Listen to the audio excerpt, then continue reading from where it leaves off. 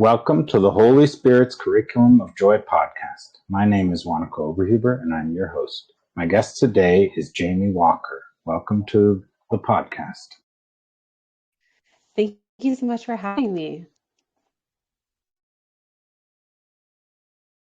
I like to start with a question that many people already know. How did you come to see the world the way you do today?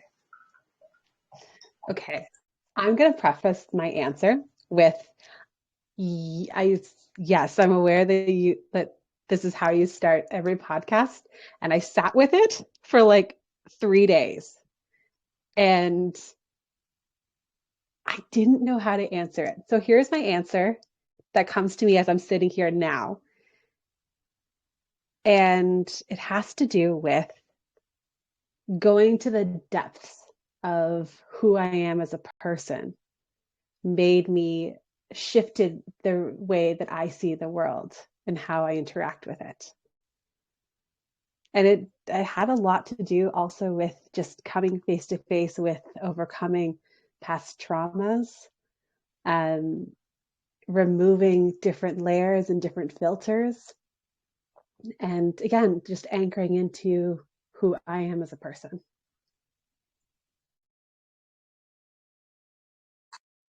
Yeah, that's a very important aspect of it. Yes, and that is the way I see it as well. That's how we come to a shift because of going deeper.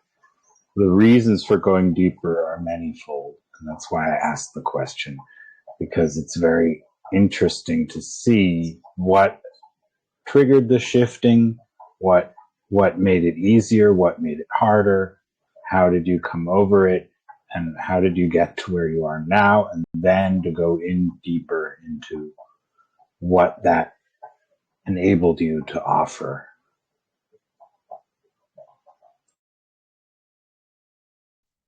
Yeah, absolutely. And you're so right about that, Wanako, with like what made you get there, the shift and going deeper. I think it's definitely something to note when we're talking about things like this, that oftentimes we don't see it in the horizon when this shift is meant to happen for us. And then, life has a funny way of presenting itself when you're ready. And that's that is a very big part of my story. It's a big part of the people I work with, and their story. And it's kind of up to us whether or not do we want to go gently and say, okay, I'm going to surrender into this. Let me see what's happening here, what's beneath the surface of what's coming up for me. Or is it like, are you going to fight it? And if you choose to fight and resist it, well, things can get a lot harder until life has a way of kind of hitting you over the head until you're ready to accept things.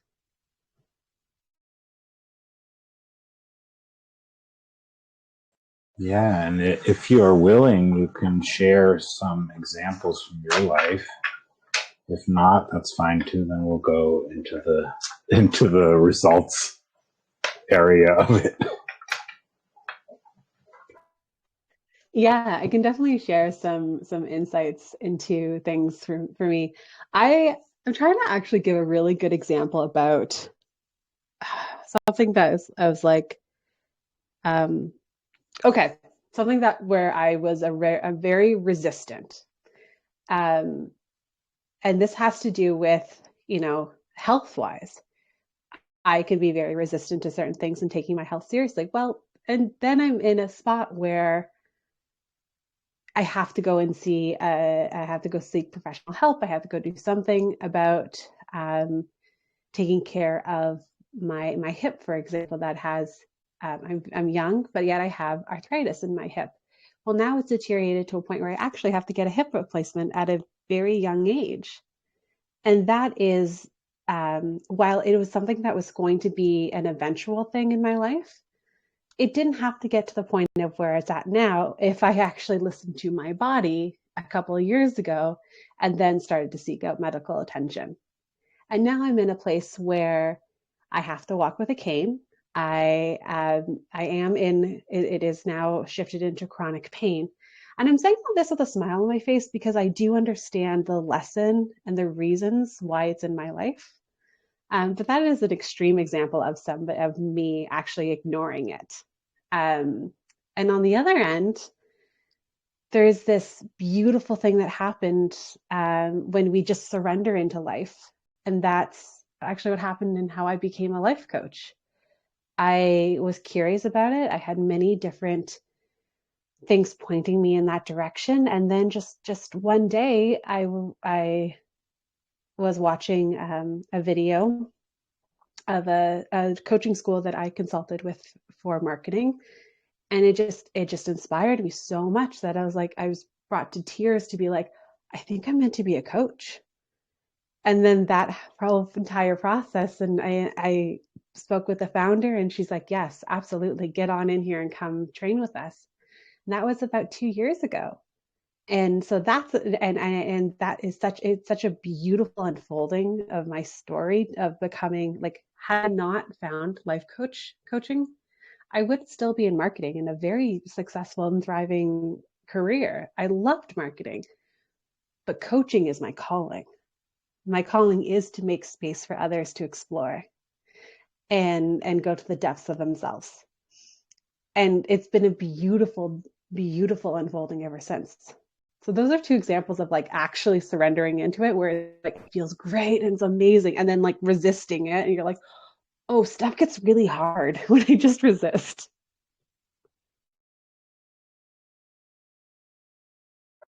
Yeah, I think it's a topic for many people that pain can lead to insights that you wouldn't have expected, and the same about discovering something that really you get really passionate about, and then following through with that. And both the ways have their way of driving you forward. Maybe you want to talk about that, and also about the coaching approach, because the coaching approach is an approach which sees another person as capable rather than as incapable as and needing help. Yeah, so we can go back to, the way the pain that can help us drive us in our lives, or we can be driven by emotions is another big driver in our life. I always think about things like, there are aspects. So our body is actually what drives us in this life, and 80% of our communication goes from our brain to our excuse me, 80% of communication goes from our bodies to our brains. Only 20% of our communication goes from our brains to our bodies. So when we look at things like everybody's, all up in their heads, well, of course they're going to be miscommunicated. So when we take into the factor of like pain in the body, that is our body's way of communicating things. When our emotions and our feelings get stuck, it can turn into different ailments and different pains, and you know that could eventually, if not addressed, become other bigger issues, like when we look at chronic stress and things of that nature. Um, so that kind of goes into the whole but the coaching approach. And you're right when you say that coaching sees everybody as capable. The number one thing when I look at my clients and I look at even interactions with everybody in this world is that everyone is whole, capable, creative, and they are able to find the answers within themselves. That is the cornerstone of coaching. And my job as a coach is to shine the light on my client, so and be a mirror reflective of all the wisdom and all the genius that is inside of them. And we do that by asking curious questions and really picking up on insights. And even when I'm sitting there with a client, I'm not only listening to what they're saying, I'm watching how their body moves and how it's their language. I'm looking at the energy that they're bringing forward. I'm registering even sometimes within my own body if I'm feeling different energy, and reflecting it back to see if that's a fit. There's a lot of things that go into holding space for another person so that they can feel like they're listened to. There's an incredible quote and it goes directly, it really does pertain to coaching, is that, and the quote is, to be truly listened to is such a gift that the untrained ear may mistake it for love.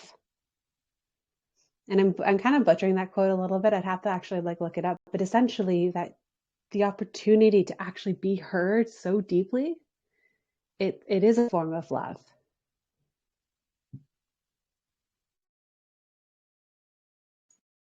Yeah, and in A Course in Miracles, it speaks about listening as well. And there's two voices you can listen to in yourself. One it calls the Holy Spirit, and the other it says is the ego. Those are just the way it's described. And the ego is something that we made. We made it up. It's basically a voice, a construct that says we are separate. We're not whole, right? We're separate from our source, from who we actually are. So this deep listening is also important for remembering who we are, for hearing the Holy Spirit, as A Course in Miracles calls it. You can call it whatever you like. Anyways, it's so important, and that's what we can do for each other as well. And Course in Miracles also speaks about walking each other home. And I think that is what we are doing here on the podcast and in other contexts. And I believe that coaches are doing that as well. Yeah, I wholeheartedly agree that as coaches, that is our goal. Our goal is to walk people home to themselves. I always say, come home to you. That is the process of releasing and removing things such as the ego, such as other filters and layers that society has put on us, through because of different titles that we may hold. And part of the process is also letting go of some of those titles as well, and that ownership of such things. And it can really cause somebody to have a bit of an identity crisis, and that's okay. And as part of that process as a coach is to help your client get through that space too, because they're essentially, when you're going through such a change and surrender, it's almost like you end up in a cocoon, and almost like goo, as you removed all the stuff that you once thought you were, and you're just this goo ready to be reborn again, much like a caterpillar turns into a butterfly eventually. But in that process of shedding. And I also wanted to touch upon about, whether we say about, the Holy Spirit, you can say the universe, you can say your highest self. It all is a way of of speaking, and it wants to speak through you and be expressed. The other part that I would love to touch upon is that the ego. The ego is yeah, it is something that we have to create. We created this so that, oftentimes because we were in states of unsafety, or we had to try and belong to a tribe, but we weren't sure how to do it. So we create ego, and I have learned to actually work with my ego and not dismiss it. There's a reason why she's there. And instead of ego, I'll call her kind of my guard.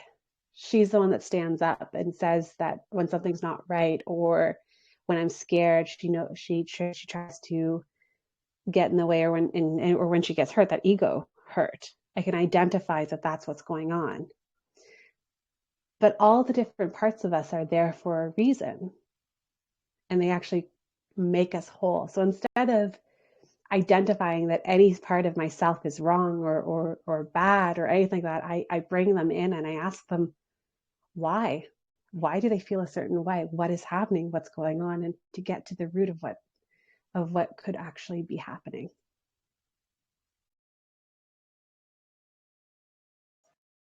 Yeah, in A Course in Miracles, one speaks of bringing the darkness to the light and not the light into the darkness, because bringing the darkness to the light is a very different image. And I think it also feels better because it shows that the light is what's stable, it is there always, and the darkness just dissipates once it comes into connection with the light, and then you see what's actually there for you instead of what you thought was there, which was scary. I love that. And on top of that, you don't understand the strength of your light until you put it against darkness. And just like we don't understand darkness until we see it against light. Like we need both of them to understand and to see one another. And this world is full of both. It doesn't mean it's wrong, but they do. We live in a world of opposites where in order to understand the other one, we have to have contrast. And I think it's actually quite beautiful bringing those darker parts of us to light. That is what shadow work actually is. And that's what trauma work actually is. It is bringing the darkest parts of ourselves to light.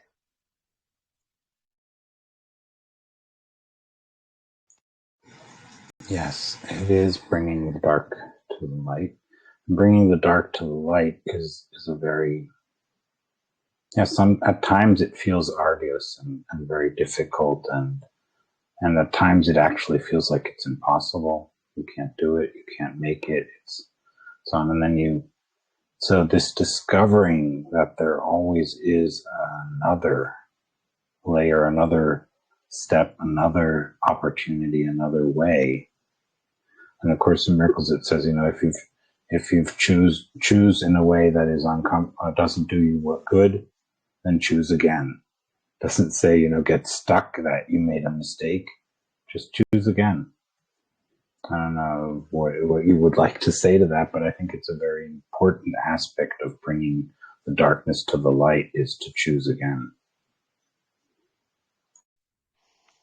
I think it touches upon the fact that the process is never perfect. It's never going to be perfect, but you have the opportunity to choose again. And if something doesn't feel right to you, there's always a chance to go back, maybe not necessarily redo all of it, but there's always a chance to do what actually felt right to you.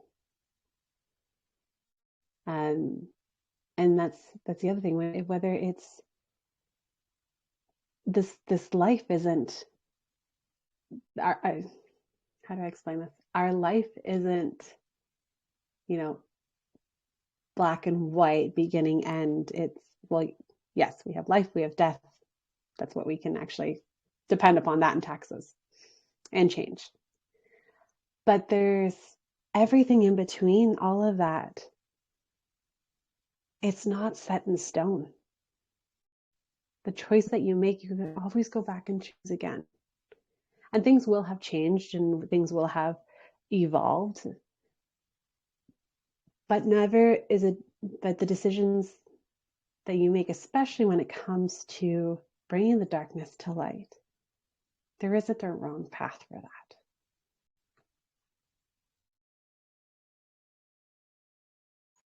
Yeah, another thing about that is to come from where you are at now, because that's the way to bring the darkness to the light. At least I see it that way. Yeah, I think, and anchoring into the now is such a special opportunity for everybody. It releases worries, it releases um, issues of the past, it releases future worries, and it honors where you're currently at, which is a huge part the of a journey to your deepest parts. Um, uh, and it has to be done now. You have to honor where you're at and where you've been. There is also a very special thing in anchoring into the now, especially when you're doing things like trauma work. Now, I am a trauma informed coach. I am not a trauma therapist. Um, what I do encourage is my clients do work with therapists, and they can work with me to also um, uncover things and work through them. But when it comes to trauma, anchoring into the now and realizing where you're at in comparison to things like trauma that may have happened in your childhood, for example, um, it's important that you don't necessarily get stuck in the past when you are discovering things that you may have been that may have been forgotten. And when we talk about shadow work, when we talk about trauma work, um, there are many things in our lives that we we can forget. Our mind is a beautiful machine, and it only is there to try and help us propel forward and survive. But your body remembers. Your body will remember those traumas. And when it's ready to be healed, it will be released. And then that communication that we spoke about from 80% to 20%, that communication will come through from your body to your mind. And if you're anchored into the now, then you know that you are currently safe. You are not in that situation when it comes forward.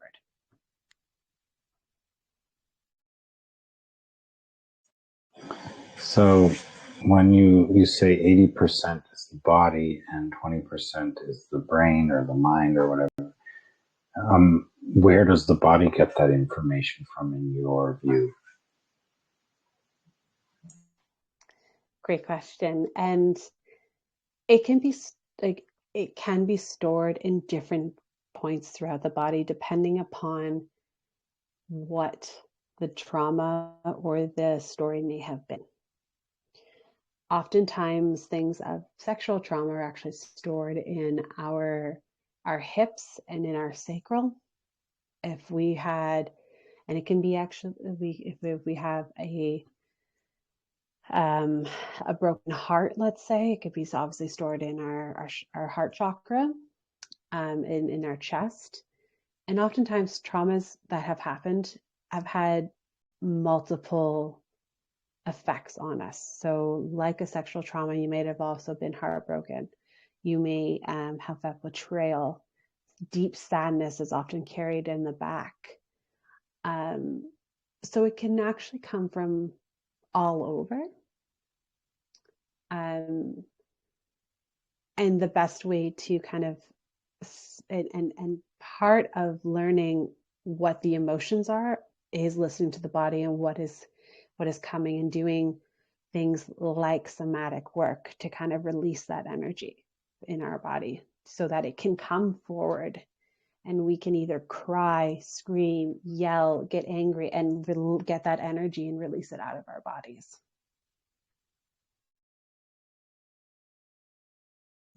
Okay, there's an even deeper question behind what I asked, is because the body is not just there. It's not just suddenly there.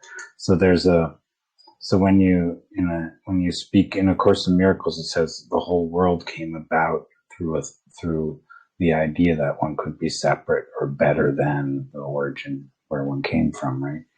So the body, the world, is all a manifestation of that separation thinking. So the whole stuff that you're saying is in the body, it wouldn't matter whether it's in the body or in the spirit or where it is. It's just separation thinking that needs to be resolved in whatever way it is brought back to us, whether it's through the body or through some other way, wouldn't really matter to me. What's important is that you find a way to return to who you are, to let go of the blocks to the awareness of love's presence, as A Course in Miracles speaks of it, and says the Holy Spirit is there to help you with that if you ask it for that help.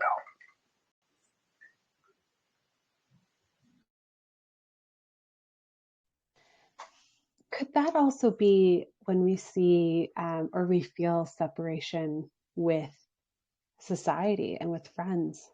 Could that be also kind of another light bulb or a path that we could take to come back to ourselves? Yes, absolutely. Thinking you're separate or not, nobody understands you, and things like that are similar. They also have all that. That is a trauma to think that nobody understands you.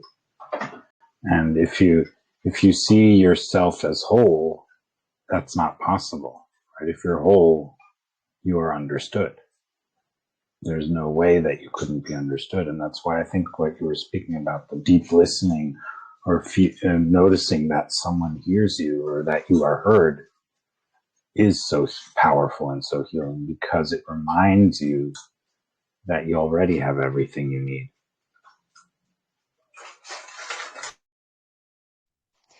Yeah, and I think you hit the nail on the head as to why the truest, purest form of coaching is so healing and so powerful. And so that because you are being heard and understood and reflected on as a human, and as coaches we get to create this beautiful arena that our clients get to experience this and then set the expectations of what they want to experience in the world.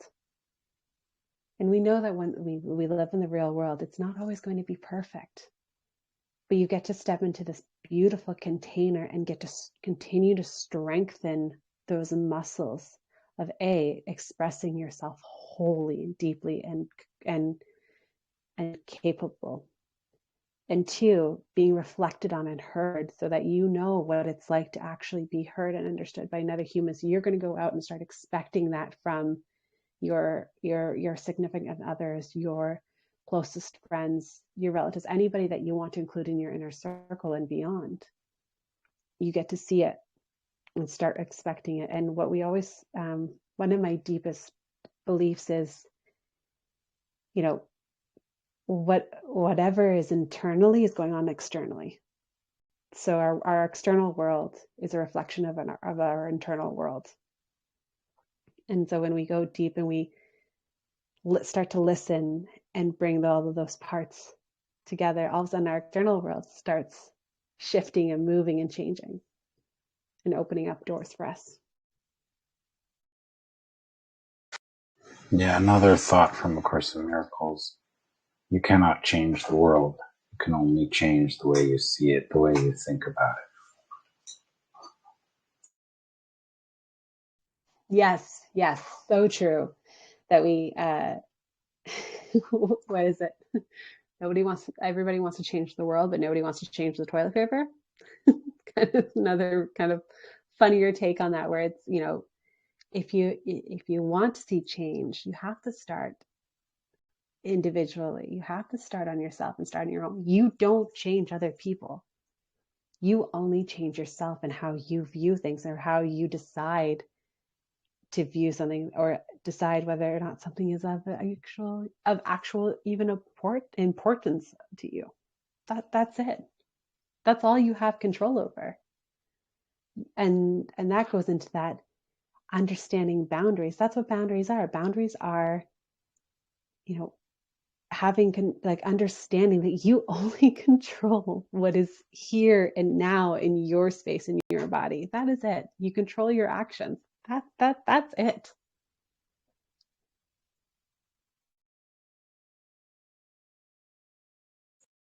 Yeah, there's a lot about this understanding that you can't change the world. You can change your mind about the world. So there's a lot of, so like you were saying, as soon as you've changed your mind about something, it is totally different.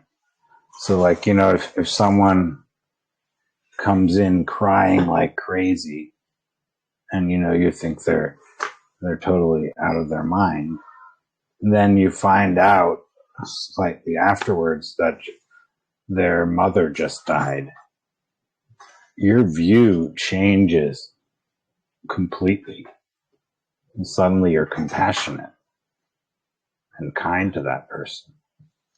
And so one of the ideas that come from that is also either it's a cry for love or you're giving love, right? One or the other. So when you're acting out or whatever, you're crying for love. So you're basically willing to open up to love, even if you're not aware of that at that moment. And so so love is always the right response according to that reasoning. Yeah. I think that's so true, and a good way of looking at it is, yeah, you're either your cup is either full, and therefore you can, when your cup is full, you can pour from excess, and that is how we are able to give love. Or your cup is either half full or empty, and you are needing to be poured into. And so therefore you are looking for love. I think it's such a powerful thing to accept that everybody is on that level and everybody's doing that.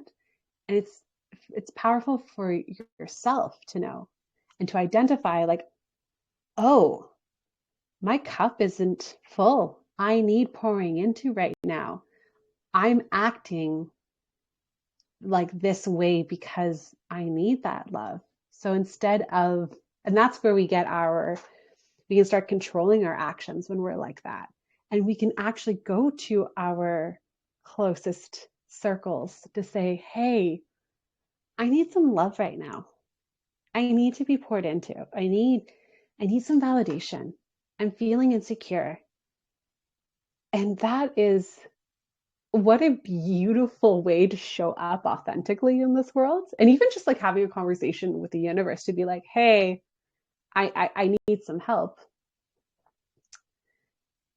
And it's a new way of looking at things and understanding that we're all going to be in that position at some point or another in our lives. Probably realistically at least once to twice a day. We all need to have that love poured into us. And what a radical way of giving permission to others to show up not perfectly. Because nothing is perfect in this world.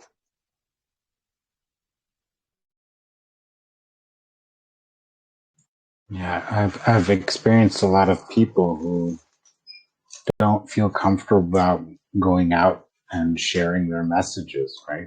Because they think they're not there yet, or they're not, or it's not good enough, or whatever. It's not this. And to recognize that where you are at is the most powerful place is something that has helped me a lot, because I'm not perfect in the sense of I am perfect, but not in the sense of the way I am acting right now. I have plenty of things that I'm misinterpreting and getting wrong and being mean about and ugly about and whatever and thinking badly, right? Nonetheless, coming from where I'm at now is the best place to teach from. So with all my questions, all my insecurities, all my things, when I use them, I let Holy, as a Course in Miracles would say, let Holy Spirit use it. It can use everything for your good, for the good of everyone, right? You can actually just let those questions come up, let those thoughts come up, and let them guide a conversation to go much deeper than it would if you were trying to appear perfect, trying to know it all and to be better than everyone else and so on. No, there's no need for that. No matter where you are at the right place to teach from or to share from or to learn from, right? And whatever is needed at that moment. We're always learning and teaching at the same time. And that's why I think it's so beautiful to say we're walking each other home rather than the idea that someone is guiding in the front and the other person is following. Yeah, I so wholeheartedly agree with that. Um, and the other thing that kind of came to mind listening to you was, what if the message, while you might not think is perfect right now, what if it's the message that someone else is actually meant to hear? And if they are meant to hear it in all of its messiness, because they will understand that language. And if you sat there trying to think about, well, I'm going to wait till it's perfect, that's an ego thing. The brain is now ruminating on it. It can chip away the authenticity of that message. And I know in the digital age where everything is recorded, everything is there's you know history on all of us, especially when we come into the world and we're like, you know what, I'm ready to share and express and put it out there. I think embracing the fact that you're going to get it wrong and it's going to be recorded is part of that journey. And it's part of that journey in that you have the humbleness and the humanity to say, yeah, I'm going to get it wrong sometimes. But sometimes when I'm anchored in the now and speaking the language now and ready to express it, sometimes I'm going to get it right. And I'm going to get it right for that one individual who needs to hear it, who's on their path right now. Because that's what we're doing in this life. That's we are all walking each other home.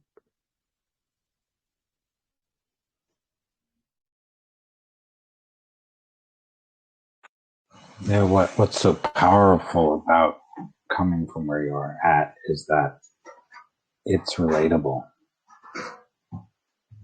You know, when you're coming from where you imagine yourself at, it becomes unrelatable because it's not where you are at. It's not something that you can speak from experience about.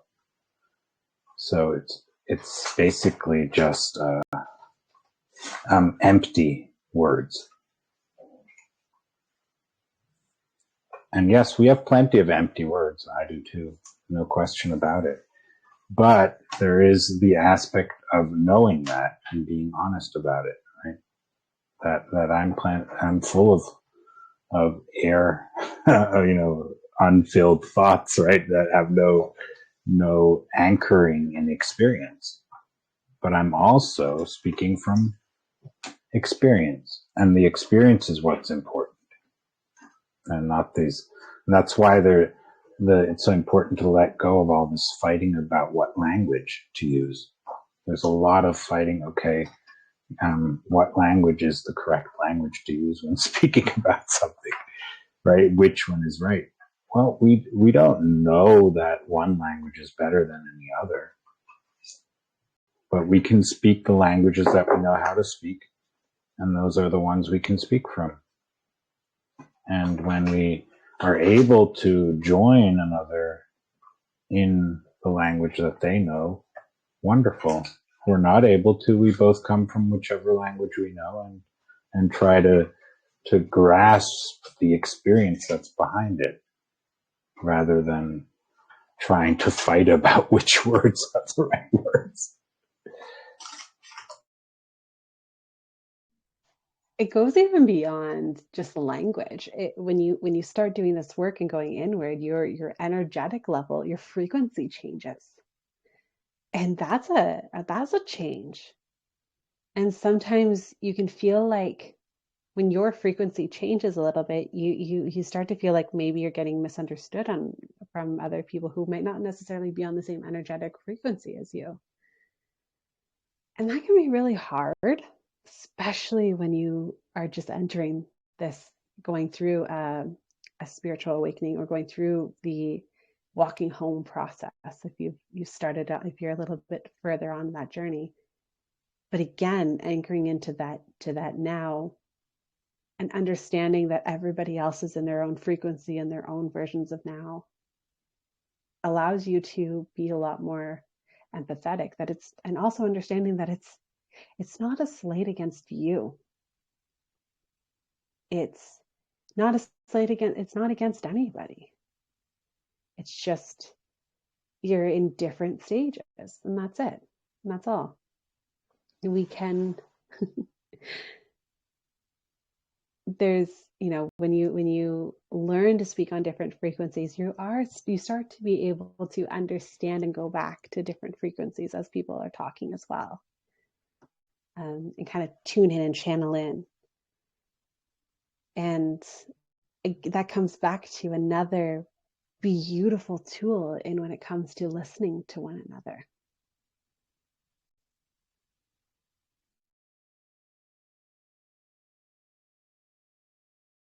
Yes, you're right. There's a lot more. This metaphor has a lot more levels to it. It's not just words or language. You can use it for various ways of expressing oneself. Like, playing is one way.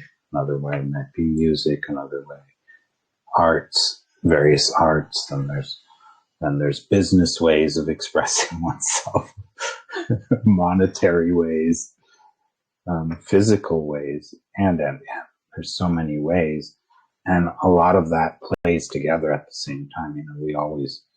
We love to connect language with playing, for instance, or storytelling is another beautiful language that has its own depth and own ability to portray things that we wouldn't be able to express otherwise. Using imagination, we can make up these figures that can do things that you think you can't do, and then it speaks to the part in you that knows what that means in a life as a human being, and gives it some freedom to start showing itself.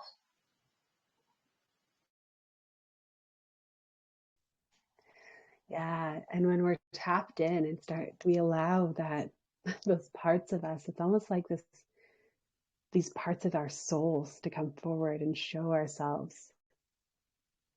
We actually make it better and a comfortable world for others to do it too, so that they step into their language, whether it's, like you said, maybe their language is business, maybe their language is arts, maybe it's music, maybe it's copywriting, whatever it is. The more you show up in your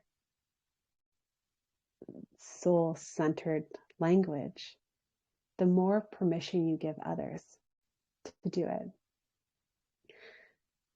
I once had an experience when I was down in Panama, and I had gone through a lot of heartache, a lot of hardships, and I had this woman come up to me and speak to me in Spanish. And at the time, I spoke very, very little Spanish, still only speak very little Spanish. But this woman said to me in Spanish, language comes from the heart. And she kind of touched her chest and looked at me, and then she's like, and your heart is broken. And I was like, well, that was beautiful and kind of painful. Thank you. But it will never forget that when it comes to when we open up our hearts and our souls, how much we're actually able to understand one another. And that's an imprint on my life from moving forward is that. So no matter the language we speak, you can hear it in the heart.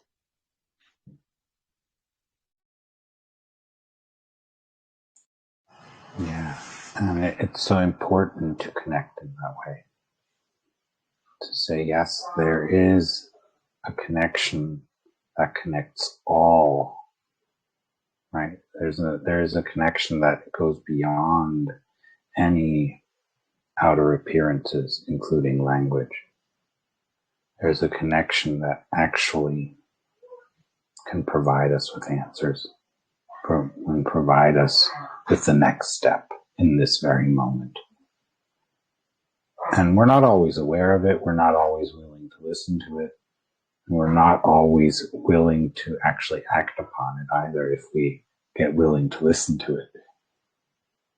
But the beauty is you're going to be reached. When and how and in what way? In the way that works for you and in no other way. And as you were saying, all healing also in A Course in Miracles, it speaks of this. Any healing or any forgiveness as is the main purpose that we have when we're experiencing this dream of separation. Forgiveness is the dream that brings us back home. That is never alone. It never happens alone. So if I discover something that gives me the strength and the courage to forgive, to let go of the preconceptions, the ideas that I thought were so true and so right, and I was the only one right about it or whatever, or everyone had to agree with me. If I can give up that and let it go and see the things differently, I'm not doing it just for me. It's something that there's so many people who are joined in it, and it's happening not just for me, it's happening for all these people at the same time. So it never happens alone. So this idea that we are alone is anyways totally off in truth. So yes, we have that idea, and I still do. So do many others. And nonetheless, it's important that we become aware that there is another option, and well, there will be times when we choose that other option, and it will be good for us. And it is good for us. Yeah, I think it's such a beautiful way of looking at things while still also understanding things happen in life that sometimes we might not be at the stage of able to forgive. And that's okay too. To understand that it is a journey and it's not meant to be the destination. That maybe you're not ready to forgive something that has happened because there's other things that need to happen, need to take place to prove to you that you can be there. Give yourself that grace. One of, uncovering, and this is a personal story, but uncovering some of my largest and deepest past traumas that were stuck in my body actually gave me the most and the deepest feeling of self-forgiveness. And I may not forgive the person who did what they did to me at a young age. And I don't know if I ever will, to be perfectly honest. But I have unquestionable, deep forgiveness toward myself and how I showed up afterwards and how I survived. And there are things that I had been ashamed of my entire life, that actions that I had taken, how I was showing up in my hurt, my pain, and not fully understanding of things. And it carried throughout different themes in my life. But when I broke, what I mean by broke is that when that trauma came to the surface to be healed, and for me to remember, the biggest wave of forgiveness of my past history was immense. I mean, I sobbed for a couple of days, but part of the reason why I was crying was just because I had such a relief of forgiveness and such a strong sense of self-love afterwards. And I just wanted to share that with others who might be on that journey right now too. That when we're talking about forgiveness, it does also include your forgiveness of self. Well, it's in A Course in Miracles. It speaks of you're changing your mind about things. Forgiveness is changing your mind about things as well. So, and it's also recognizing that what you thought had happened, according to your interpretations, didn't really happen. I'm not trying to say that what physically or whatever happened didn't happen. I'm saying that the meaning of it didn't happen. The meaning you gave it, that never happened. That is an interpretation. And so you can change your mind about it and have a totally different outcome. And it changes everything. It actually changes everything.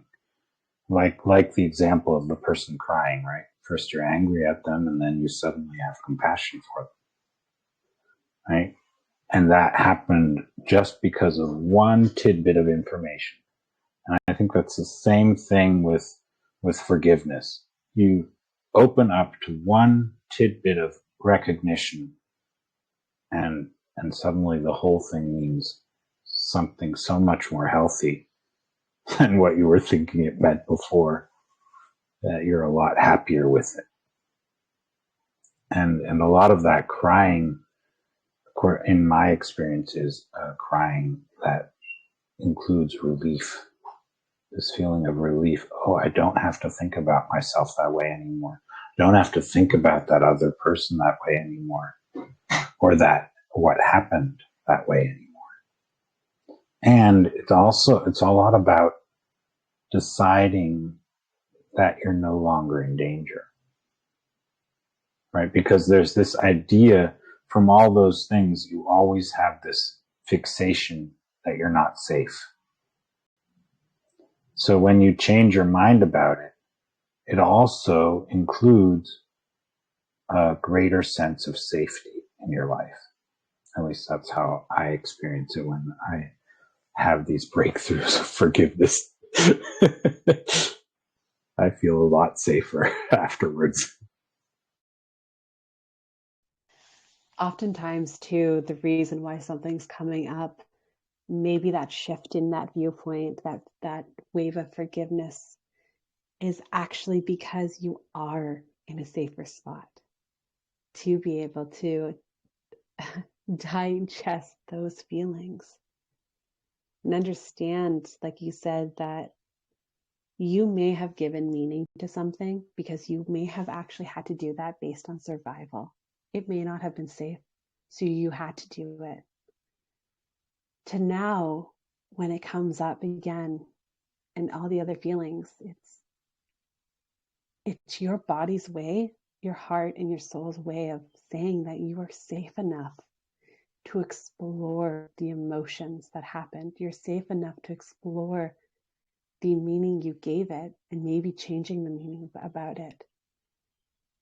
And you can eventually be safe enough to release it. It's not a part of your story anymore. And it doesn't have a hold on you any longer. And instead, you now, because it no longer has a hold of you, you get to choose how that story is going to play out in your life. Are you going to use it to inspire others? Are you going to use it to have a larger heart and a larger understanding about, we don't understand what everyone else is going through, and having a larger empathy towards that? And are you going to use it to inspire others and help them on their path and show them that their story isn't their ending? The choice is yours.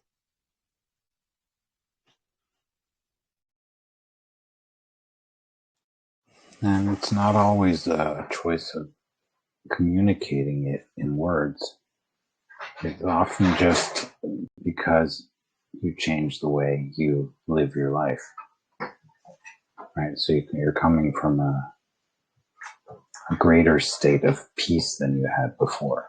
And that is something that is palpable, no matter in what form And like A Course in Miracles says, it's never alone. So it's not like you're doing it, it's happening to you and so on. It's something that is there for everyone. And yeah, there's a joining in it. It's always a joining, it's letting things that you interpreted as meaning you need to stay separate from somebody or something, or from a certain way of thinking that you thought was dangerous. And then a shift happens and it no longer is dangerous to you.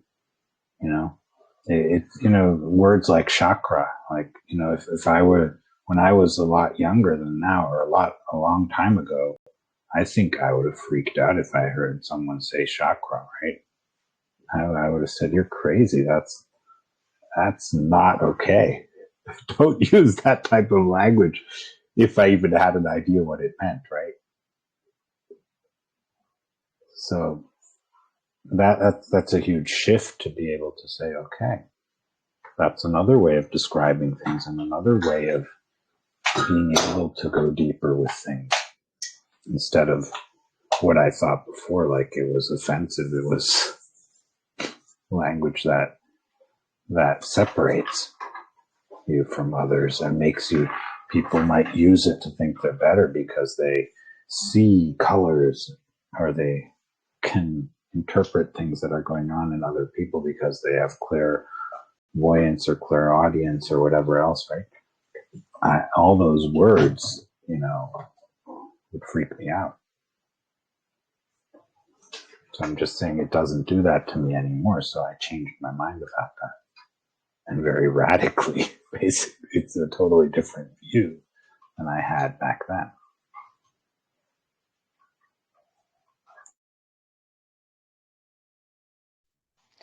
That's such a massive shift that you went through to understand, and then to be able to interpret and understand that it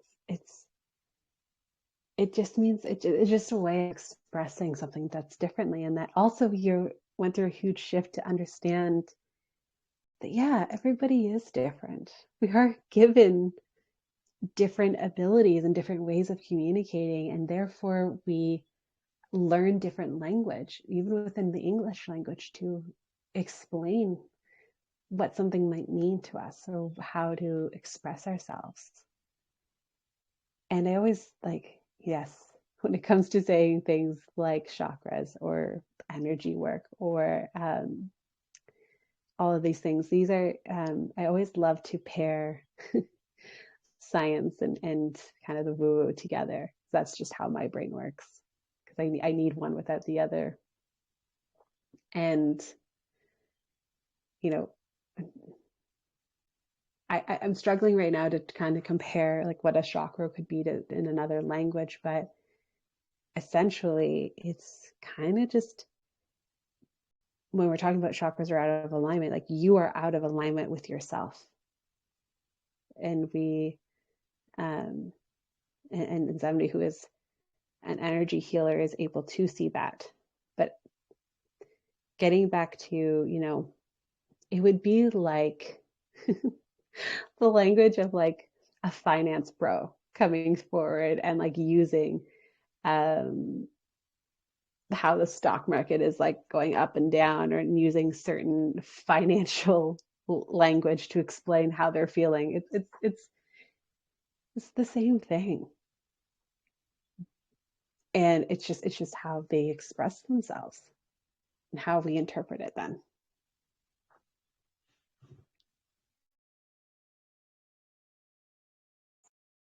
Yeah, and that makes a huge difference in feeling comfortable with each other. We know, okay, there's many, many, many, many languages out there. And we can use them to feel separate, or we can recognize them for what they are. They're not the experience. They're just means to communicate the experience. And if you've had the experience and you're able to grasp the experience behind it, you might be able to to see deeper than the language. But if you're always on the surface and only on the language, it's going to be hard. So you'll have to search people who are speaking the same language if you're that rigid about it. And then you'll also feel separate from those who speak a different language. So yeah, the chakras, yeah. Originally it comes, you have in the Indian culture, there's a lot about chakras, and in some other cultures. And it, I learned a chakra technique, and then the teacher would speak of the different chakras being different ways of seeing the world. And from the root chakra, you'll see the world in one way. So it's going to be about finances, about the body, about home, about your job, and things like that. It's all going to be interpreted through that lens. And then you can also in that chakra, you can only come to change by changing something in the world, physical changes, right? So depending on from where you're looking at things, you're going to have a totally different methodology about what you do or what happens or what you can achieve through what means. And there's this psychologist, Charles Tart, who said, you need a different science for every state of mind. So it gets a bit interesting when you look at it that way. You're right. I love hearing about depending upon what chakra you are on, it changes how you see the world. And now I am not I am not an energy healer in the way of aligning chakras. The way that I heal people is very different. But I do have to say that in my personal healing journey and learning and kind of realizing where I'm at in my body and getting them to removing the blockages in the different chakras.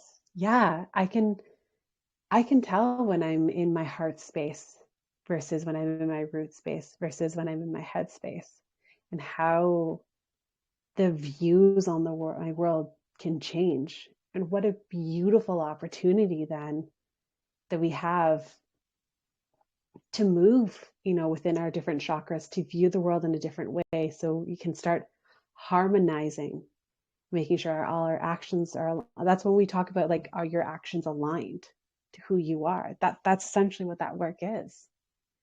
And all it is making sure that your actions are rooted in who you are and where you want to go and how you want to express in this world and what feels right to you.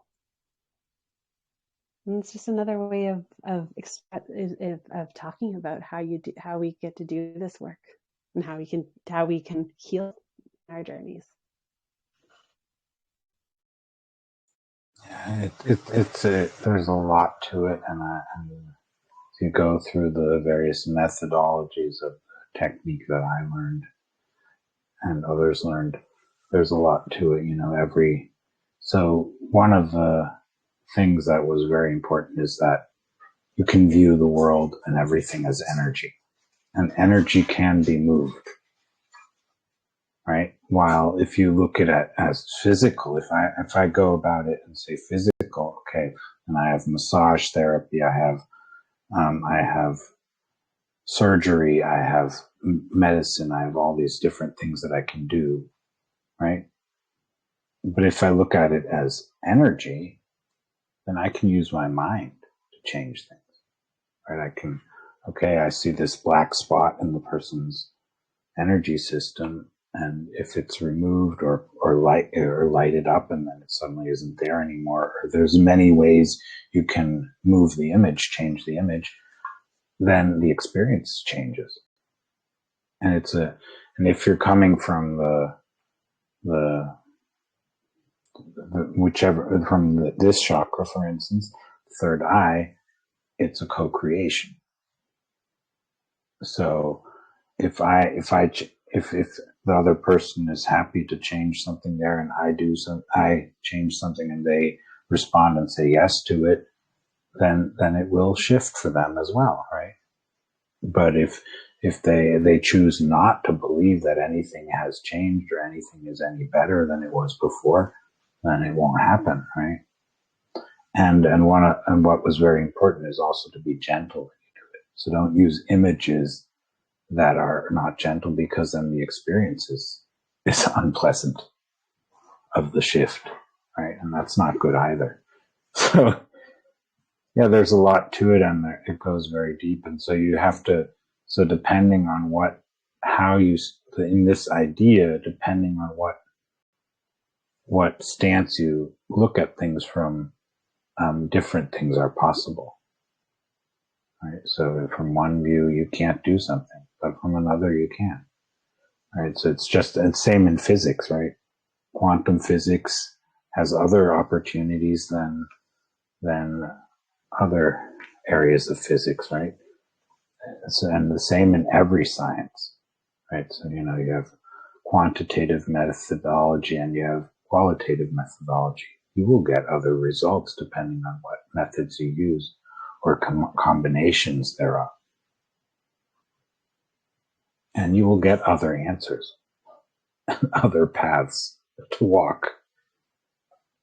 And so the idea that changing your mind about the world actually changes your experience completely concurs with this idea that I was explaining now. Yeah. So it's getting to time that we start wrapping up. Is there anything I didn't ask you that you would like to speak about? I think the last thing I just wanted to touch upon is we touched upon a little bit, but that the relationship we get to have with our emotions, because as we're moving forward in the world and changes, and you're right, it opens up different paths for us. So then how do you determine what's the right path for you and what she should be? And I always work with my clients about it goes to your emotions. What is coming up for you? What is exciting you? And your emotions are your navigation throughout this life. And that is what guides you in the right direction, and what also helps you understand when something is not meant for you. You need to put boundaries in place so that you can have the space to go after what is meant for you. And on that note, I have a free workbook for your listeners. So they can go right to my website. So that's walkercoaching.ca. They can download it for free with the code JOY. So JOY. And they get it for free. And it's a workbook in how do you partner with your emotions so you get your deepest insights. So then there you make the biggest changes in your life and have the most sustainable changes. Because if it's not anchored into who you are, it's not going to be sustainable. And so your emotions help you do that. Yeah, that's another thing is it helpful or is it not helpful to you? Right. So if you want to choose which way to see things, or what is, then you need to go through that question. Is it helpful to me or not? So there's going to be people, for them it's helpful to think in terms of past lives. For another person, that's not helpful at all. And another person might say, okay, it's really helpful to have the feeling that there's a benevolent God who has planned everything. And if that's helpful to you, please use that, right? That view. And there's any amount of other views that you can take on that can be helpful or not helpful. But if it's not helpful to you, but what I do urge is not to become separation thinking. So not to choose to use a view to separate yourself or to feel separate from yourself or from anyone else because we want to join in walking each other home and not say, okay, they believe in God, so goodbye, I'm not interested in you. Or they don't believe in God, get out of here. Or you don't believe in the same God if you think there's different gods, right? There's so many ways of thinking you need to be separate from someone else or from a different, or separate from a type of thinking. The idea is basically, when you come to A Course in Miracles, is to decide, is it a joining, a thought that leads to oneness, or is it a thought that is going to lead to separation and war and hatred and so on, right? That's what's most important. Is it guiding you in a direction that is helpful and loving and joining? Or is it something that's going to make you feel less happy, right? For whatever reasons, or less willing to cooperate or to join with others and yourself, especially yourself and who you are. Less willing to feel your emotions, as you were putting it, and following the guidance that comes from that feeling. It's off, it's on, it feels good, it feels bad, it doesn't feel quite right. Yeah. Okay, so thank you so much for this conversation. And thank you everyone for listening and joining us. And please share about the podcast, subscribe to it, let people know about it. And if you want to be a guest here, please reach out to me and we will find a way. And blessings to you all. Until next time.